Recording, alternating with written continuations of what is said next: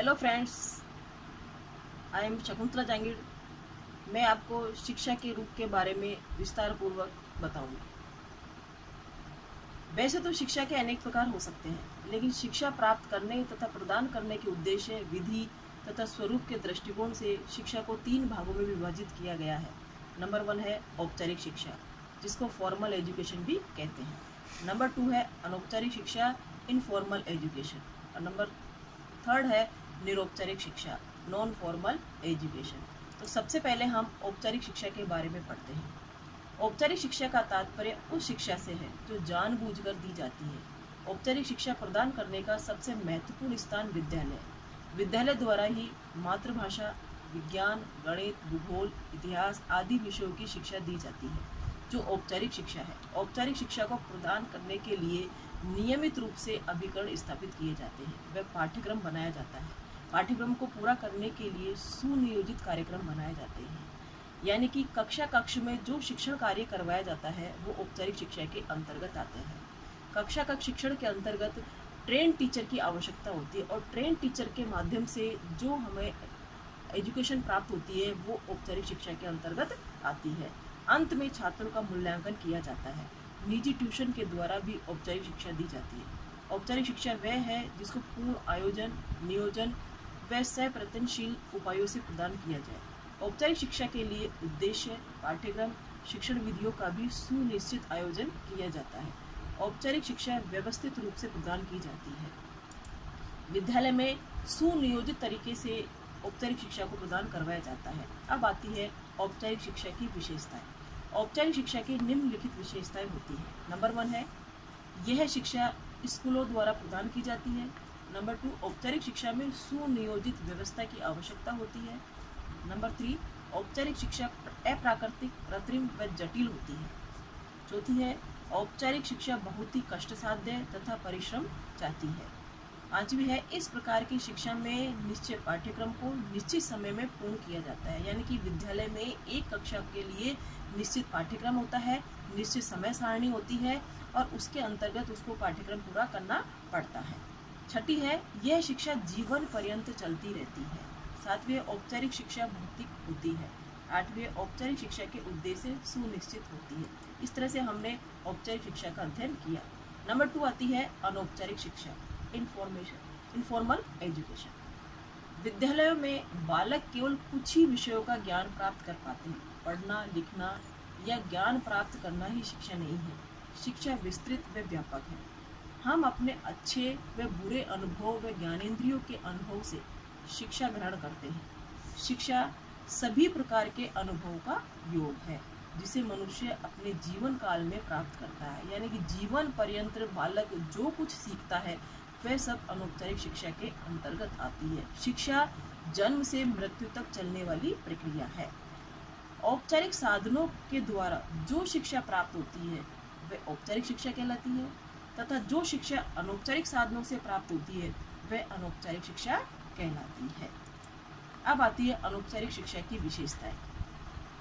Number 1 है अनौपचारिक शिक्षा के लिए किसी व्यवस्था की आवश्यकता नहीं पड़ती। जैसे औपचारिक शिक्षा के अंतर्गत विद्यालय में कक्ष या ट्रेन टीचर की आवश्यकता होती है, वैसे अनौपचारिक शिक्षा में ऐसी कोई भी आवश्यकता नहीं पड़ती है। दूसरी है अनौपचारिक शिक्षा स्वाभाविक, सरल व प्राकृतिक रूप से होती है। अतः बालक इसको स्वतः ही सीख लेता है। इसको बालक घर में भी अन्य सदस्यों के द्वारा भी प्राप्त कर सकता है। तीसरी है अनौपचारिक शिक्षा प्राप्त करने के लिए विद्यालयों की आवश्यकता नहीं होती। चौथी है अनौपचारिक शिक्षा चारों ओर के वातावरण, परिवार, समाज व पड़ोस आदि से प्राप्त होती है। 5वीं है अनौपचारिक शिक्षा मानव की मूल परिवर्तियों तथा उसकी रुचि पर निर्भर करता है। यानी कि मानव की जो मूल प्रवृत्ति होती है उसके अकॉर्डिंग बालक अनौपचारिक शिक्षाओं को प्राप्त करता रहता है। 6ठी है यह शिक्षा जन्म से मृत्यु तक चलती है। ये जीवन पर्यंत चलने वाली प्रक्रिया है।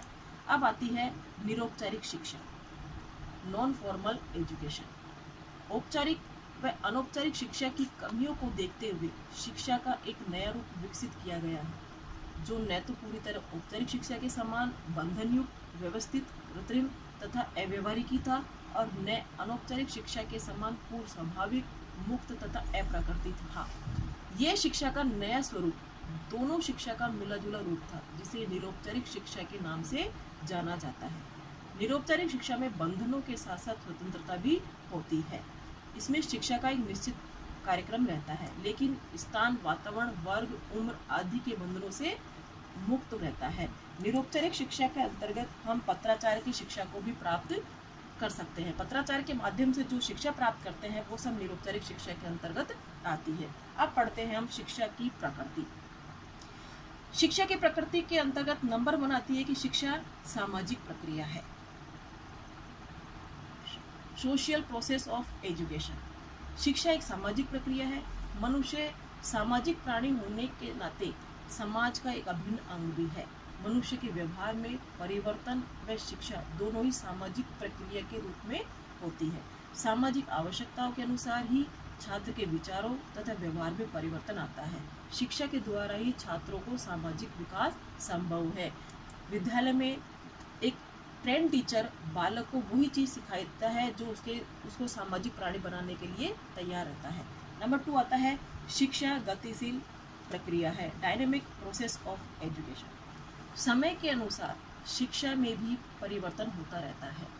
शिक्षा के उद्देश्य, शिक्षण विधि, पाठ्यक्रम में भी परिवर्तन होते रहते हैं। ज्ञान और शिक्षा एक पीढ़ी से दूसरी पीढ़ी की ओर बढ़ती रहती है। शिक्षा की गतिशीलता के कारण ही हम प्रगति की ओर बढ़ सकते हैं। यह शिक्षा की गतिशीलता है कि जैसे जैसे समाज में परिवर्तन होते हैं हमारे पाठ्यक्रम में भी परिवर्तन होते रहते हैं, और उस पाठ्यक्रम के परिवर्तन के साथ साथ हमारी शिक्षा है जो निरंतर आगे बढ़ती रहती है, उसमें गतिशीलता आती रहती है। तीसरी है शिक्षा द्विध्रुवीय प्रक्रिया है। शिक्षा के 2 ध्रुव माने जाते हैं, नंबर 1 शिक्षक और नंबर 2 शिक्षार्थी। शिक्षा की प्रक्रिया में दोनों का होना अति आवश्यक है। शिक्षक प्रभावित करता है और शिक्षार्थी उसमें प्रभावित होता है, यानी कि एक शिक्षा को करने के लिए शिक्षक और शिक्षार्थी का होना बहुत ही अनिवार्य है। चौथा है शिक्षा अनवरत प्रक्रिया है, कंटिन्यूअस प्रोसेस ऑफ एजुकेशन। शिक्षा एक अनवरत रूप से चलने वाली प्रक्रिया है। मनुष्य अपने जन्म से मृत्यु पर्यंत शिक्षा प्राप्त करता रहता है। मनुष्य औपचारिक व अनौपचारिक रूप से कुछ न कुछ अवश्य सीखता रहता है, यानी कि मनुष्य अपने अनुभव के द्वारा इस वातावरण में रहकर जो भी अनुभव प्राप्त करता है, जो कुछ सीखता है, उनको आत्मसात करता है, वही बालक की शिक्षा होती है। और ये प्रक्रिया उसकी जन्म से मृत्यु पर्यंत तक चलती रहती है। 5वीं है शिक्षा विकास की प्रक्रिया है, प्रोसेस ऑफ एजुकेशन डेवलपमेंट। मानव का जन्मजात व्यवहार पशु के समान होता है। शिक्षा इन जन्मजात शक्तियों का विकास करती है। मानव के विकास के साथ ही शिक्षा से समाज, संस्कृति व सभ्यता का विकास भी होता है। अगला आता है शिक्षा सर्वांगीण विकास की प्रक्रिया है, एजुकेशन ऑलराउंड डेवलपमेंट प्रोसेस। शिक्षा का कार्य बालक की कुछ क्षमताओं का विकास करना ही नहीं, बल्कि बालक के सभी पक्षों का, जैसे ज्ञानात्मक, उसके भावात्मक और उसके क्रियात्मक पक्षों को मजबूत करना है। यानी कि शिक्षा बालक का संपूर्ण विकास करती है। उसका ज्ञानात्मक पक्ष, भावात्मक पक्ष, क्रियात्मक पक्ष को मजबूत करते करते उसके आध्यात्मिक पक्ष को भी मजबूत करती है। इस तरह से हमने आज शिक्षा के रूप व शिक्षा की प्रकृति के बारे में विस्तारपूर्वक अध्ययन किया। धन्यवाद।